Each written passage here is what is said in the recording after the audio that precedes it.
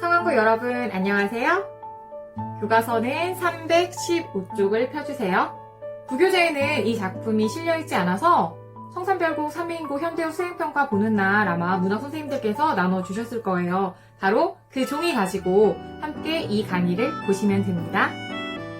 우리가 중간고사 전에는 현대소설 박태원의 소설가 구보시의 일일, 그리고 고전소설은 김시습의 이생규장전을 학습했는데 기말고사에서는 그해 겨울은 따뜻했네. 이 소설이 처음이자 마지막입니다. 열심히 학습해 봅시다. 문학 작품을 감상하는 방법 기억나나요? 선생님이 처음에 시 수업할 때도 설명했는데 한 번 더 할게요. 우리가 그해 겨울은 따뜻했네 이 작품을 잘 이해하기 위해서 문학 작품 감상 방법 4가지를 이제 적용을 해 볼 거예요. 문학 작품 감상 방법은 크게 4가지가 있어요. 1번 작가, 2번 현실, 3번 독자. 이렇게 작가, 현실, 독자 관련 짓는 거를 우리가 외재적 접근이라고 하고요.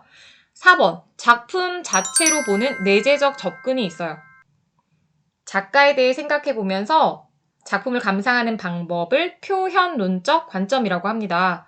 작가의 세계관, 가치관, 성장 과정, 작품을 쓴 그런 창작 의도, 동기, 또 다른 작품들과 연결 짓는 거예요.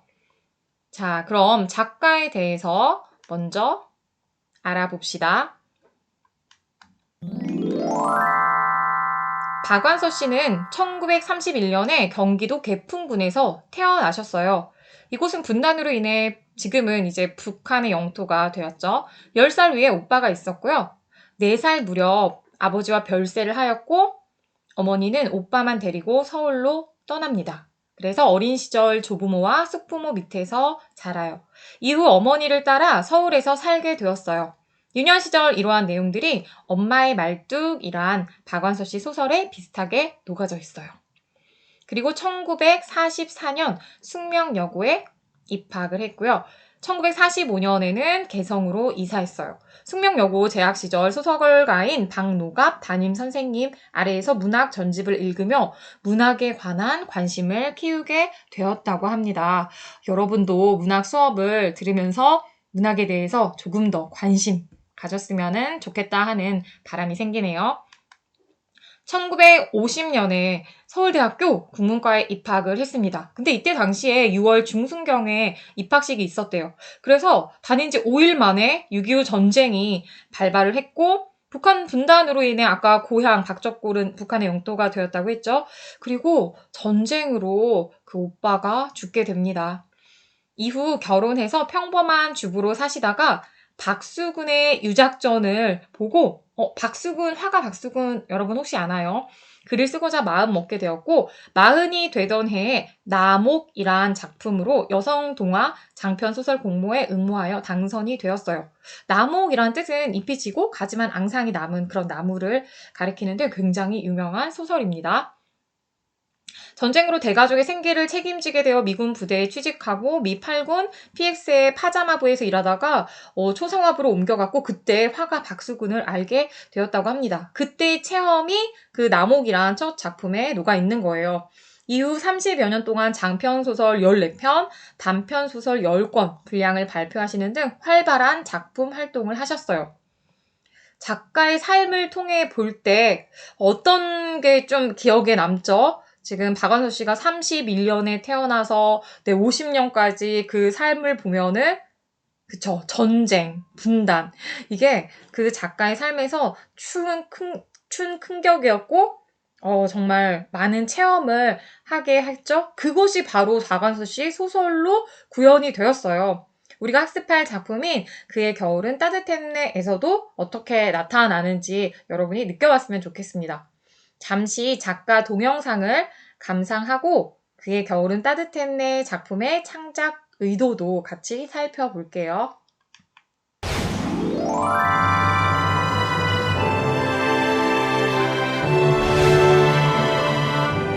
따뜻하고 겸손한 한국 문단의 어머니 박완서. 1931년 당시 경기도 개풍군에서 태어난 박완서는 우리나라 여성 문학의 대표 작가로 손꼽힌다.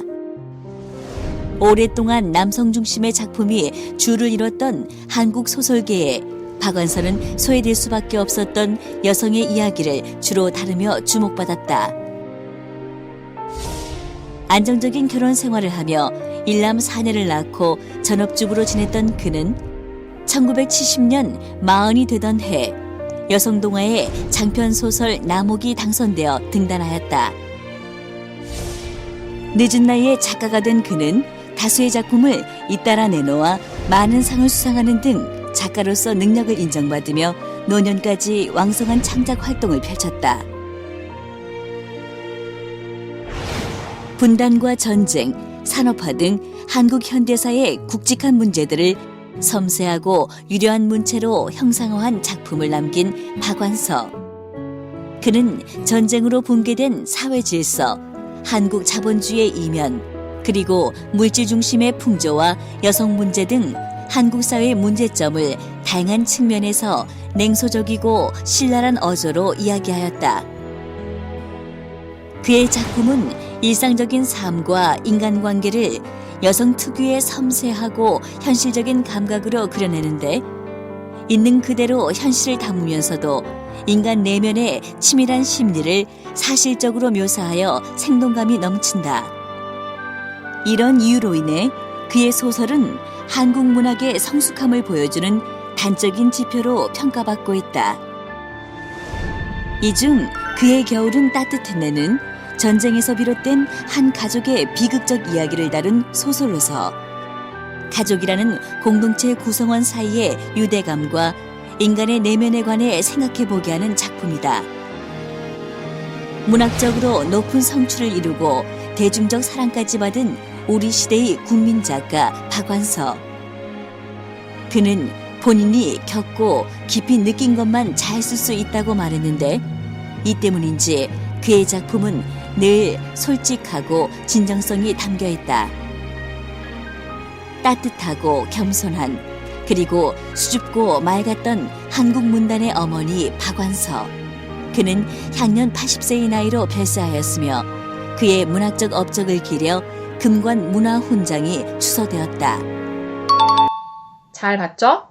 분단과 전쟁, 산업화 이런 한국 현대사의 굵직한 문제들을 다루고 전쟁으로 붕괴된 사회 질서, 한국 자본주의 이면의 물질 중심의 풍조를 잘 다루셨죠.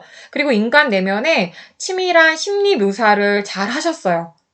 그래서인지 선생님도 박완서 씨 작품 굉장히 좋아하고 거의 다 읽은 것 같은데 이분 작품을 읽으면 뭔가 찔리는 느낌도 그래서 많이 받았던 것 같아요. 그리고 그 치밀한 심리 묘사에 정말 많이 감탄을 하곤 했습니다.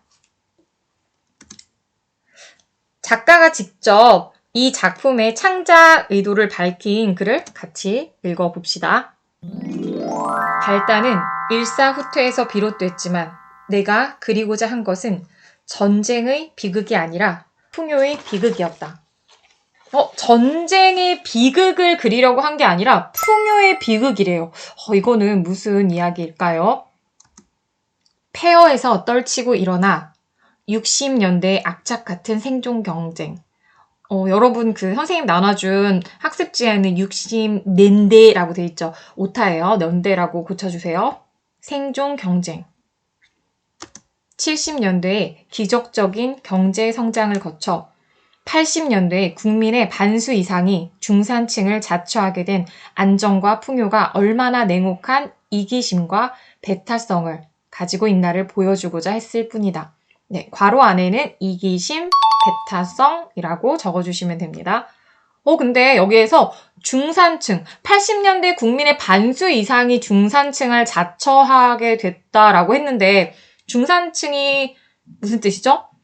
경제적 수준이나 사회문화적 수준이 중간 정도 되면서 스스로 중산층 의식이 있는 사회 집단을 가리키는 사회학 용어예요. 나는 수지를 조금도 특별한 악인이라고 여기지 않았고 중산층 이상의 안이하고 우아한 생활이 보편적으로 함유하고 있는 악을 보여주고자 했을 뿐이다. 이 소설에서 이데올로기가, 그러니까 이념이 갈라놓은 것 못지않은 완강한 힘으로 잘 살게 된 우리 사이를 갈라놓고 있는 풍요의 울타리, 안일주의의 무자비한 모르는 척 등을 집요하게 드러내 보이는 것은 작가의 몫이었지만, 여기에서 모르는 척? 네, 소설에서 보면 나중에 수지와 수철이 그 잃어버렸던 동생 오목이를 사실은 찾게 돼요. 발견을 합니다. 그런데도 자신들의 지금 현재의 삶이 편안하고 안락하고 이런 행복의 틀을 깨고 싶지 않아. 그래서 일부러 모르는 척 합니다. 네, 그것을 이야기한 것 같아요. 작가의 몫이었지만 독자의 몫, 그러니까 우리의 몫은 그것을 넘어서 정말 있어야 할 삶의 모습을 꿈꾸는 것이 되었으면 얼마나 좋을까 하는 것이 나의 꿈이다. 네, 이렇게 작품의 창작 의도를 드러내셨네요. 작품 감상 방법의 두 번째로 시대 현실을 살펴봅시다. 시대 현실, 이 작품의 배경이 6.25 전쟁부터 1980년대까지예요. 지금 이 그림은 일사후퇴 때 피난 가는 아이들의 모습이네요. 굉장히 딱 보기에도 어린데 머리에 뭔가를 이고 있죠. 일사후퇴, 이 작품에서 수지가 오목을 잃어버린 때도 일사후퇴거든요. 그러면은 그 전쟁, 일사후퇴가 뭐를 나타내는지 잠깐 우리 최태성 선생님의 강의를 짧게 한번 들어봅시다. 일사이후 나 홀로 왔다. 구세라 금수나에 나오는 한 구절이지요.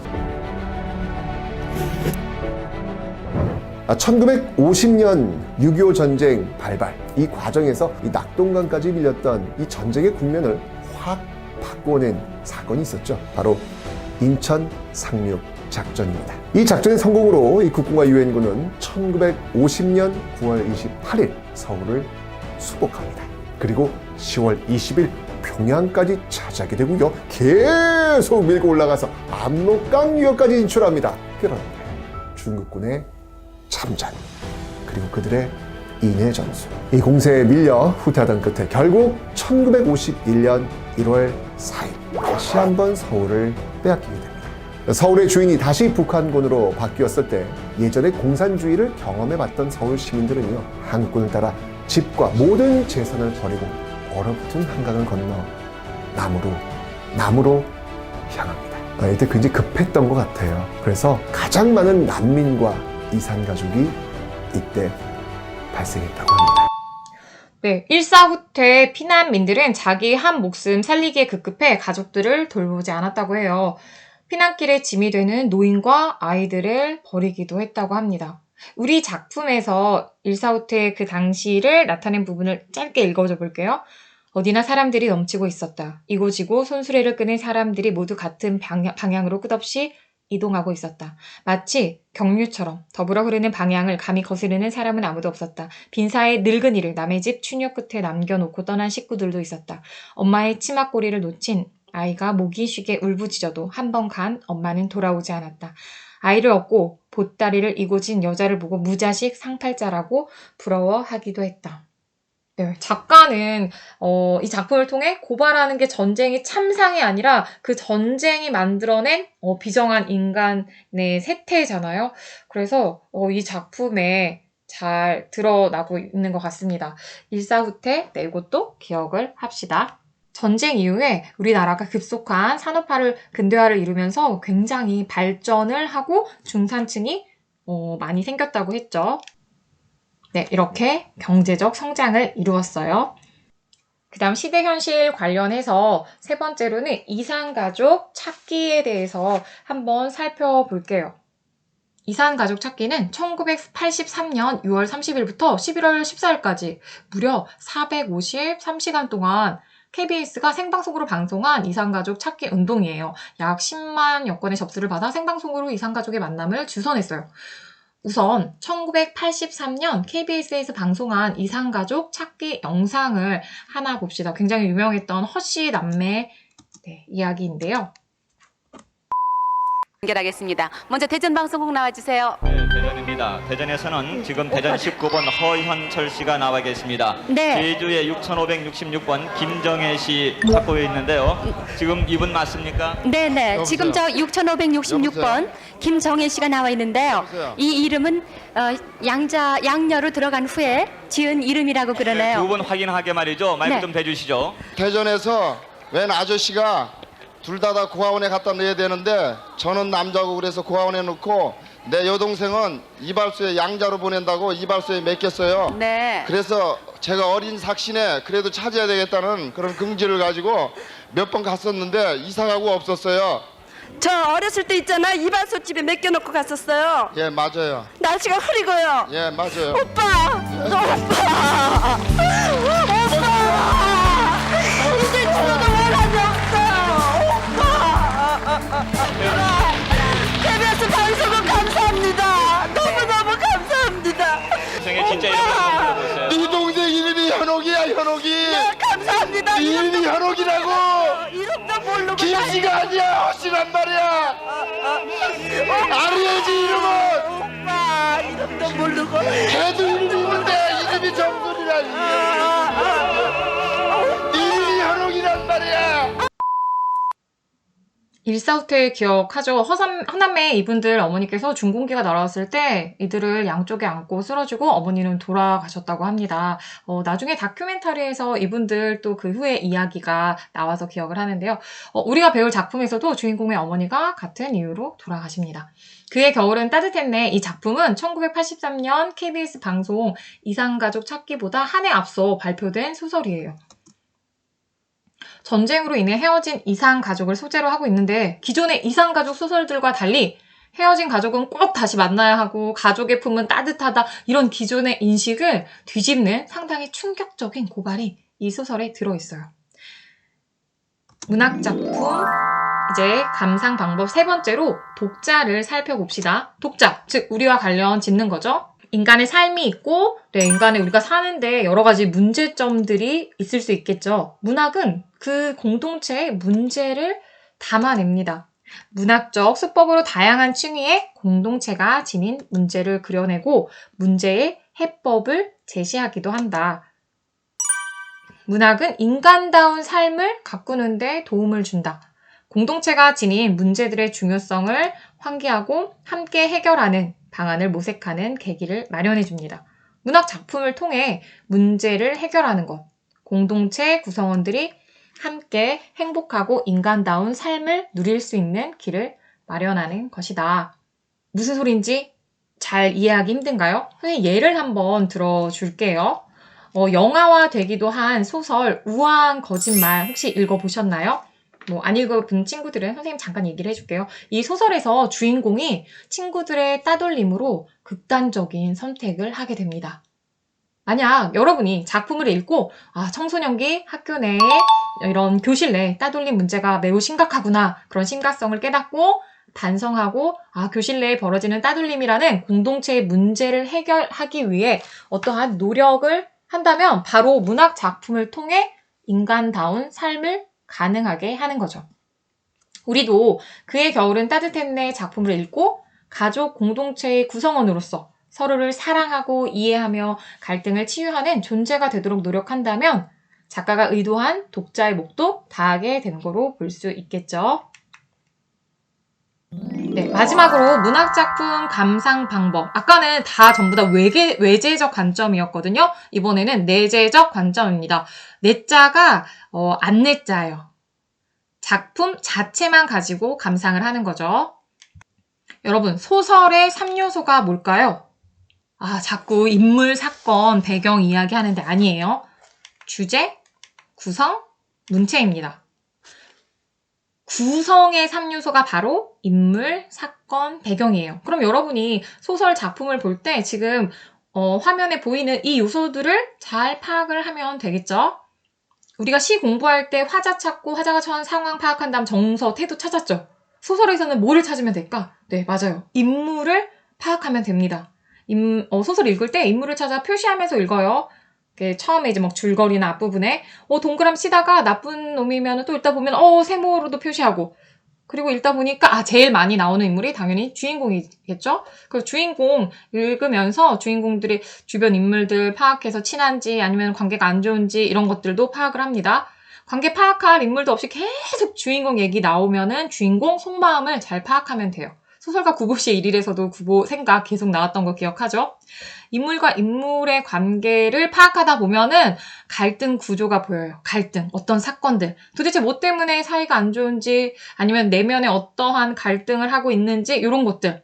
이제 소설은 결국 인물을 중심으로 갈등을 찾아가면서 쭉쭉쭉 읽어서 줄거리 파악을 하는 게 중요합니다. 이 작품에 대해서 좀 더 이해를 해봅시다. 이 작품은 6.25 전쟁으로 인해 헤어지게 된 한 가족의 이야기를 통해 이산가족의 아픔을 다루면서 그 이면, 내면에는 혈육조차 버리고 모르는 채 하는 인간의 이기심과 허위의식에 대한 비판을 그리고 있다. 전쟁 중 끝없는 배고픔 때문에 언니 수지는 동생 오목을 버리고 이후 고아가 된 오목은 하층민으로 비참한 삶을 살아가게 된다. 그 순간부터 수지와 오빠 수철은 자신들의 죄를 외면하기 위해 더욱더 이기적이고 위선적인 가면을 쓴 채 살아간다. 전쟁과 근대화라는 한국 현대사를 배경으로 전쟁의 아픔을 잊고 물질주의적 가치에 전도되어 속물적으로 살아가는 중산층의 모습과 가난하고 힘겨운 삶을 살아가는 하층민의 삶의 모습을 사실적으로 묘사함으로써 가족 간의 문제를 넘어서 계층 간의 문제까지도 아우르고 있는 작품이다. 프린트 다시 한번 볼게요. 작품의 개관이 있죠. 작품 개관을 보면서 작품을 보고 어떤 부분에 주목해야 하는지 조금은 짐작을 할 수 있을 것 같습니다. 괄호 안 빈칸도 우리 채워봅시다. 갈래는 장편 소설이고요. 성격, 사실적, 비판적, 현실 고발적이다. 배경은 1951년, 그쵸, 일사후퇴, 그때서부터 1980년대까지고요. 공간은 서울. 주제, 땡땡의 비극과 땡땡땡땡의 아픔. 뭘까요? 그쵸, 전쟁의 비극과 이산 가족의 아픔입니다. 뭐를, 중산층의 뭐에 대한 비판을 하는 게 될까요?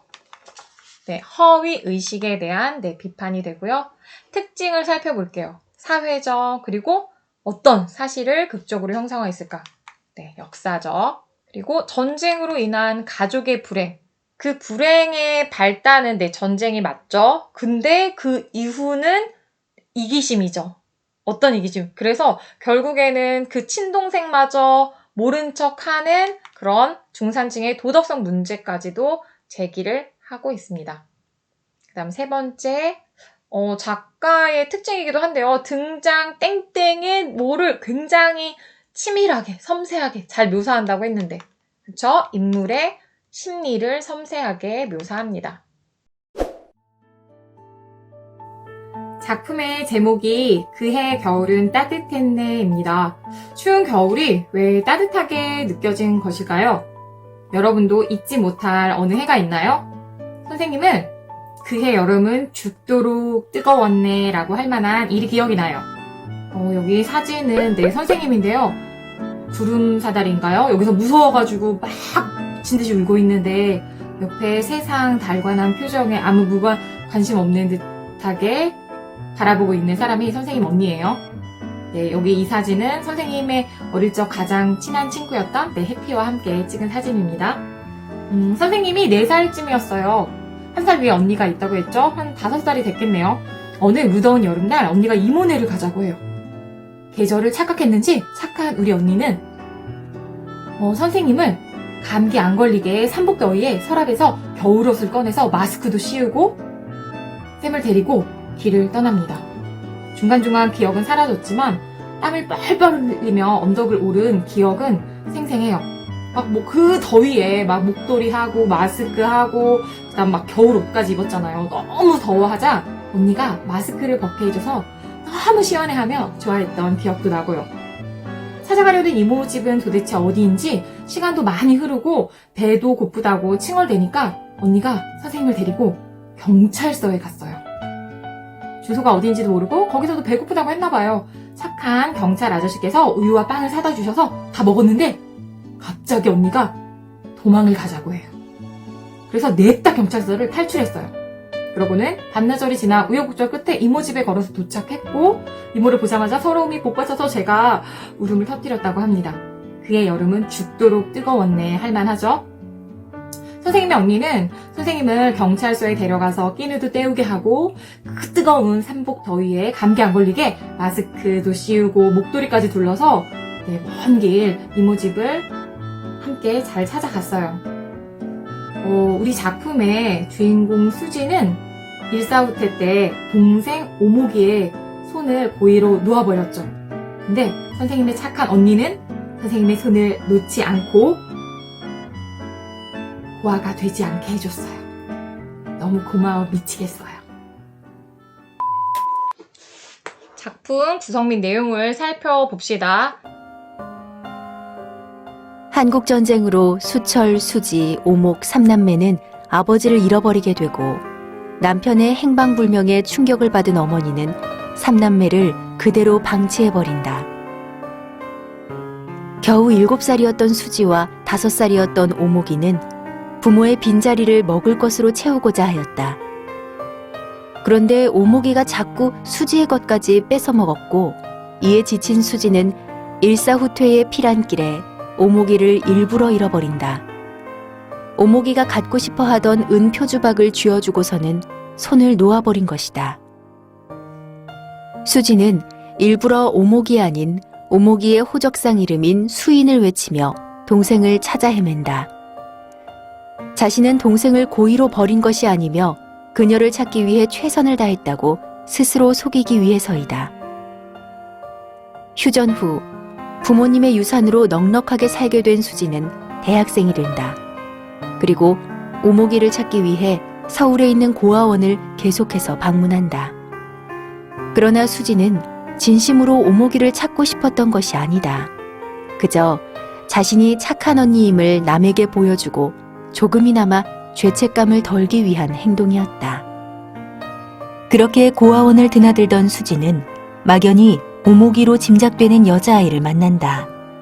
그런데 그 아이가 자신의 전 애인인 인재와 만난다는 사실을 알게 된 수지는 여자아이가 고아원 출신임을 밝혀 두 사람 사이를 갈라놓는다. 그때 하필이면 수지가 여자아이의 목에 걸린 은표주박을 발견하였고 이 때문에 갑자기 죄책감을 느낀 탓이다. 수지는 오목이를 찾았음에도 불구하고 사람들의 입방아에 오르내리고 자신의 삶이 흔들리는 것을 두려워한 나머지 끝내 진실을 밝히지 않는다. 수철도 마찬가지이다. 가정의 평화를 지키기 위해 오목이를 모른 척한다. 익명의 후원자가 되어 오목이를 친구네 재수학원에 취직시켜준 것이 그가 한 전부이다. 이후 수지는 수철의 도움으로 부유한 남자와 결혼하여 행복한 나날을 보낸다. 한편 오목이는 고아원 친구인 일환과 결혼하지만 그의 폭음과 학대로 고통의 시간을 보낸다. 오목이를 다시 만나자 죄책감을 느낀 수지는 일환이 중동에서 일할 수 있도록 도와준다. 그러나 결핵이 심해진 오목이는 일환이 중동으로 떠나는 날 쓰러지고야 만다. 오목이는 결국 죽음을 앞두게 되고 수지는 그녀 곁을 지킨다. 오목이는 수지에게 자신의 진심을 고백하며 은표주박을 건넨다. 온갖 감정이 밀려온 수지는 진실을 말하지만 이미 오목이는 죽음을 맞이한 뒤였다. 발단 부분. 이 작품에서 굉장히 부유하고 안락한 삶을 누리고 있는 중산층의 수지가 어느 날 자신의 7살, 5살 난 아이들이 싸우는 것을 목격하거든요. 순간 7살 난 형이 막 동생을 죽일지도 모른다고 막 흥분을 하면서 막 첫째 애를 막 때리는 이성을 잃은 모습을 보여주기도 합니다. 왜 이렇게 흥분했을까요? 흥분한 그녀는 자신의 7살 때의 기억을 떠돌려요. 그녀는 7살이라는 나이에 세상의 비정함을 터득했고 어른들처럼 아무도 모르게 죄를 저질렀기 때문이죠. 그녀는 6.25 전쟁 당시 어린 여동생이 아기처럼 먹어대며 늘 그녀의 것을 빼앗아가곤 했던 것에 진절머리를 냈어요.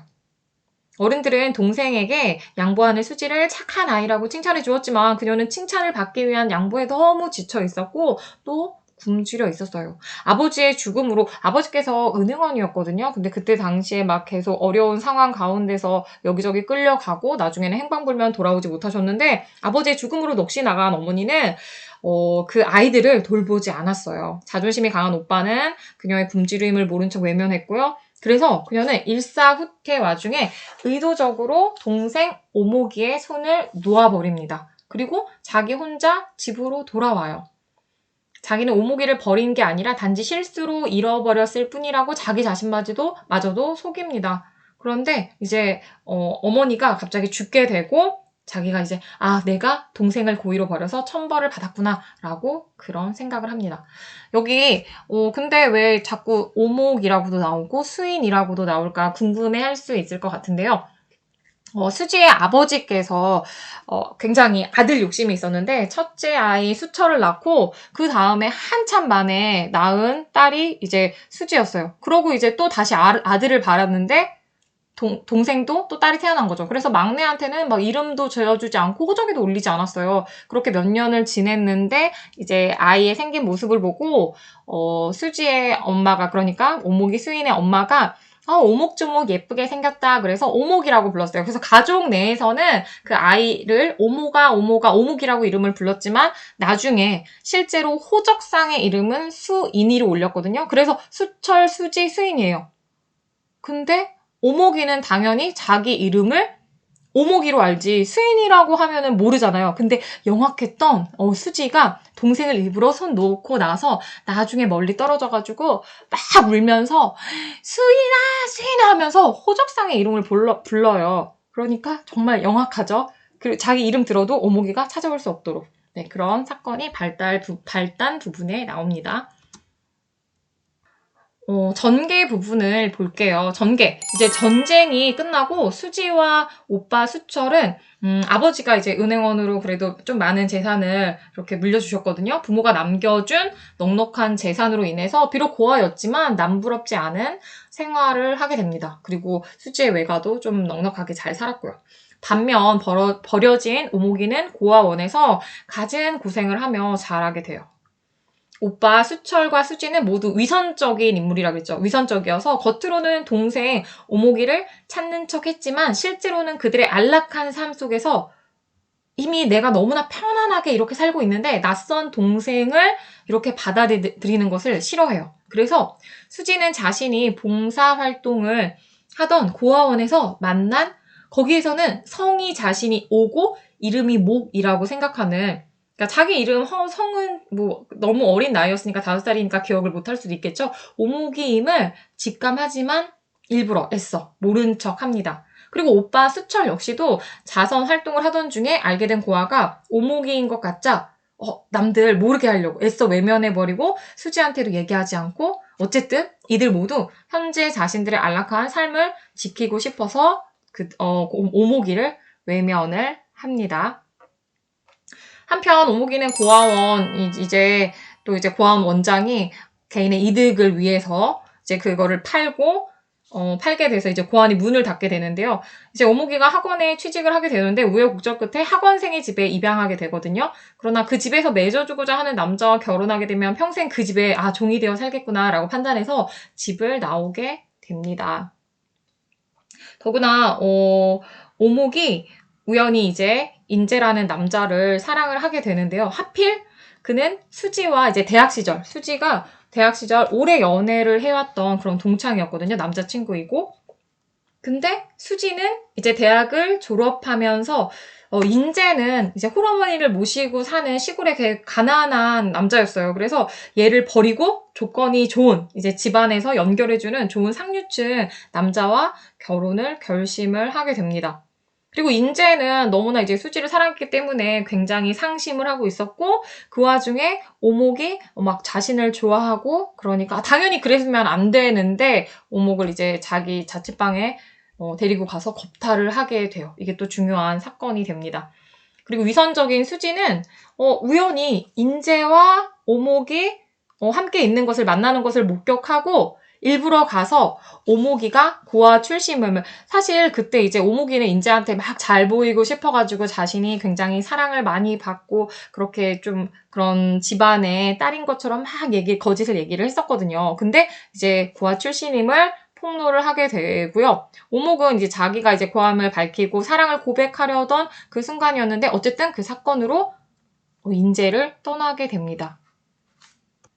수지로 인해서 행복 직전의 불행으로 떨어졌죠. 그래서 오목은 고아원에서 함께 자라며 자신에게 늘 따뜻하게 대해주었던 일환을 찾아가, 일환이라는 이제 오빠였거든요. 찾아가 함께 살게 됩니다. 일환은 그 사이에 다른 많은 여자들과 동거를 하면서 수없이 배신도 당했었고요. 오목이가 예전에 알던 사람이 아니었어요. 더구나 오목이는 이전에 인재로부터 겁탈을 당했다고 했잖아요. 그때 인재의 아이를 갖게 되거든요. 근데 그 사실은 일환이에게는 숨겼어요. 그래서 그렇게 둘이 결혼을 하고 동거를 하게 됐는데 8개월 만에 아이를 낳게 되죠. 그 아이는 이제 인재의 아이였고 갑자기 막 너무 막장같이 느껴지는데, 네, 일환의 괴로움을 이제 더해갑니다. 일환은 그 아이가 자신의 아이가 아니라 다른 남자의 아이라는 것을 인정하지 않으려고 했고, 그러면서 막 외박하고 술 마시면 오목이를 막 때리기까지 하는 등 그렇게 불행한 결혼 생활을 합니다. 그리고 사실 수지는 부유한 남자와 행복하게 지낸다고 하는데, 이들도 나중에는 이제 좀 쇼윈도 부부로 그렇게 지내게 돼요. 한편 이제 수지는 돈과 교양으로 치장해서 겉으로 이제 우아하게 살지만 아까 결혼 실제 생활은 순탄하지 못했다고 했죠. 그러던 어느 날 보일러를 고치러 온 건장한 보일러 공에게 호감을 느끼게 되는데 그가 바로 일환이었던 거죠. 오목이 남편. 남편을 이제 중동으로 보내달라는 청탁을 하러 온 아내가 바로 오목이었고, 오목은 수지가 끼어든 일은 언제나 재수 없었다고 고개를 떨구지만 어쨌든 수지는 일환을 중동으로 보내주게 되고 오목은 기뻐하게 됩니다. 그러나 또 오목이의 기쁨도 잠시죠. 쓰러져서 병원에 입원을 하게 되는데요. 수지는 이제 자신이 평생 지고 있던 죄책감을 덜어내기 위해서 이번에는 진심으로 오목이를 간호하고 이제 그녀의 아이들도 돌봐줍니다. 그리고 오목이의 임종 앞에서 수지는 온갖 위선과 허위 의식을 벗고 진실에 직면하게 되어 자신의 죄를 고백하고 용서를 빌죠. 그리고 오목은 마치 수지를 용서해 주는 듯이 미소를 머금은 채 숨을 거두게 됩니다. 이게 전체적인 작품의 줄거리예요. 우리 교과서에서는 이 결말 부분만 나와 있습니다.